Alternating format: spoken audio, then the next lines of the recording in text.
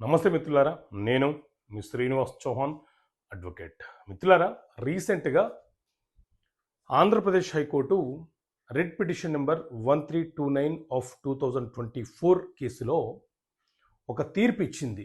ఆ తీర్పు ఏంటి అంటే, ఏదైనా ఒక వెహికల్ ఏదైనా ఒక క్రిమినల్ కేసులో సీజ్ చేయబడి ఉండి పోలీస్ స్టేషన్ పరిధిలో ఉంటే అది డ్యామేజ్ కావడానికి అవకాశం ఉందని పిటిషనర్ కేసు ఫైల్ చేసుకుంటే కొన్ని కండిషన్లతోని ఆ వెహికల్ని ఆ ప్రాపర్టీని ఓనర్కి ఇవ్వవచ్చు అని తీర్పునిచ్చింది.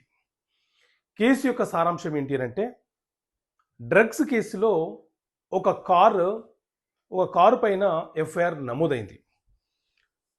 ఆ కారు యొక్క ఓనరు ఆ నేరంలో లేడు, కానీ ప్రాపర్టీని రిలీజ్ చేయమని చెప్పి కింది కోర్టులో కేసు ఫైల్ చేస్తే ట్రయల్ కోర్టు ఆ పిటిషన్ని డిస్మిస్ చేసింది. దాంతో అతను హైకోర్టుకు వెళ్ళి అప్పీల్ చేసుకున్నాడు, రివిజన్ పిటిషన్ ఫైల్ చేసుకున్నాడు. దాంతో ఆంధ్రప్రదేశ్ హైకోర్టు ఈ కేసు యొక్క ట్రయల్ ముగిసేంత వరకు నువ్వు ఎవరికీ వెహికల్ అమ్మరాదు, అందులో ఎలాంటి మార్పులు చేర్పులు చేయరాదన్న ఒక కండిషన్తో